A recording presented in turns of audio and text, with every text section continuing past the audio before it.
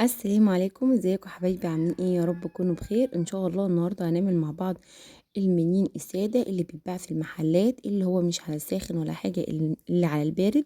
هنعمله بطريقه بسيطه جدا وسهل. اللي حابب يعمل حاجه بسيطه كده في البيت للاولاد، كل سنه وانتم طيبين. بس لو انتوا لسه جديد في القناه واول مره تشوفوني، ما تنسوش تشتركوا في القناه وتفعلوا زر الجرس ولايك وشير للفيديو لو الفيديو عجبكم. انا عندي هنا كوبايتين اتنين الا ربع من السمنه، حط عليهم ربع كوبايه من الزيت، وده طبعا الزيت علشان ينشف معايا المنين بتاعي. دي الكوبايه اللي انا عايرت بيها. وبدل ما احط ريحه الكحكه وحاجات زي كده، شلت معلقه من السمنه النباتين وحطيت بدلها معلقه ونص من السمنه البلدي. ده طبعا علشان خاطر تديني نكهه وريحه السمنه البلدي. بعد كده بقى انا عندي هنا 3 معالق من السكر، احط عليهم باكت من الخميره الفوريه ونص معلقه صغيره من الملح، ومعايا كمان كوبايه ميه دافيه. انا قلت الميه تكون دافيه ما تكونش سخنه، لان الميه لما تكون سخنه بتفسد الخميره بتاعتنا، فما ينفعش نعملها بميه سخنه. هبدا بقى اقلب المكونات بتاعتي دي كلها مع بعضها كده واركنها على جنب. وبعد كده هكون السمنه بتاعتي ساحت بس فكت على البوتاجاز، ما احناش هنسخنها، احنا هنسيحها بس كده، وبعدين هننزل بيها على دي على طول. بعد كده بقى عندي هنا معلقتين كبار من السمسم، في مكان ما سيحت كده السمنه في الكازرونه هبدا احطهم كده واشوحهم تشويحه بسيطه ياخدوا بس لون ذهبي فاتح، وبعدين ابدا اضيفهم على الدقيق بتاعي وعلى السمن. هنقلب بقى المكونات بتاعتنا كلها مع بعضها. زي ما احنا شايفين السمنه بتاعتنا مش كتير، لان احنا هنعمل المنين الناشف اللي هو بيبقى مش دايب، اللي بيتباع في المحلات. بعد كده بقى هبدأ انزل بالخميرة بتاعتي بعد ما اتأكدت انها نشطة، وبعدين ابدأ انزل بكوباية كمان من اللبن علشان خاطر ابدأ اعجن معاه. نخلي بالنا ما نحط السوائل كتير، لان السوائل كتير بتنشف العجينة معانا. وكمان ما نعجنش كتير علشان خاطر العجينة بتاعتنا كل ما نعجنها كل ما بتمط كده وتعمل عرق زي العيش، لكن احنا مش عايزينها نعملها زي العيش، احنا عايزين يا دوبك ندوب المكونات كلها مع بعضها كده، بحيث ان هي تبقى مفيش اي حاجة مش ممتزجة مع التانية. نعرف ازاي انها خلاص كده مش محتاجة سوائل تاني؟ لما نكور حتة على ايدينا كده ما نلاقيهاش لا شققت ولا فلقت من جنب ولا حاجة، هي كده تبقى خلاص العجينة بتاعتنا جاهزة. بعد بقى كده هاخد قطعة من العجين، وبعدين ابدأ على طول، مش هسيبه يخمر ولا اي حاجة. ابدأ بقى كده على الرخام بتاعة المطبخ او على طبلية او ترابيزة اي حاجة، والفها رول بالشكل اللي احنا شايفينه كده.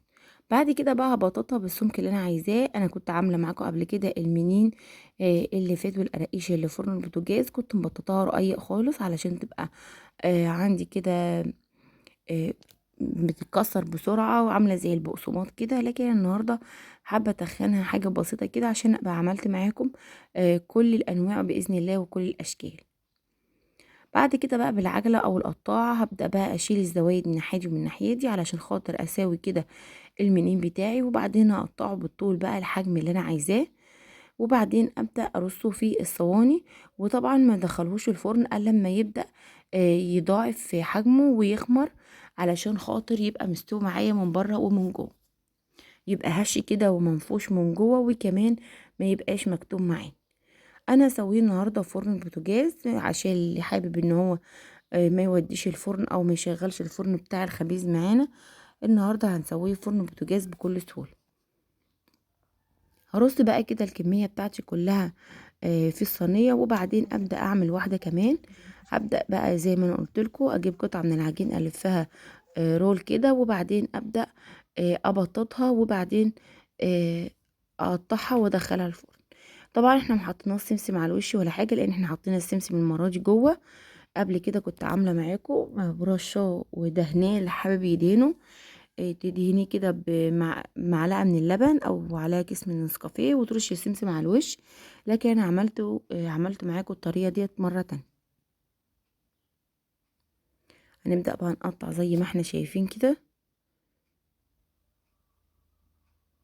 المقادير بتاعتنا ما شاء الله مظبوطه. يبقى احنا حاطين كوبايتين اتنين من السمنه اللي هم 400 جرام، كوبايتين الا ربع عليهم ربع كوبايه زيت، وحاطين عليهم كيلو من الدقيق. ده طبعا عشان احنا مش عايزينه دايب، لكن عشان المنين ما بيبقاش دايب. لكن لو احنا عايزينه دايب، لو بنعمل قراقيش او كده، هنحط نص كيلو من السمن. بعد بقى ما اخلص الكميه بتاعتي كلها اسيبه يخمر، وبعدين ادخله الفرن على درجه حراره 180. هنحطه على الشبكه ناحيه تحت، وبعدين هنبدا نسيبه لحد ما يبدا يحمر من فوق ومن تحت. ولو احنا لقيناه احمر من تحت بس ولسه من فوق محمرش، هنطفي من تحت كده ونولع الشوايه من فوق، بس نخليها نار هاديه علشان ما يبداش يحمر معانا بسرعه ويكون قلبه طري. زي ما احنا شايفين كده طلع اهوت محمر ما شاء الله عليه من فوق ومن تحت، لونه كله موحد، شكله جميل. ده المنين الساده اللي هو بناكله بالشاي كده. بيتباع في الافران بتاع العيش الفينو بطريقه سهله جدا عملناه، وكمان عمل معايا كميه محترمه جدا. انا عملت معاكم قبل كده فيديوهات، فيديو بتاع القراقيش اللي بالسمنه البلدي او المخلوطه، وعملت معاكم كمان القراقيش اللي بالسمنه النباتي الكحك بتاع العيد، وعملت معاكم البسكوت والغريبه، وما شاء الله المقادير بتاعتهم كلها طلعت مظبوطه وجميله. النهارده بقى ده شكل المنين بتاع الافران اهوت، هش من جوه كده ما شاء الله عليه، وكمان بيقرمش كده وناشف.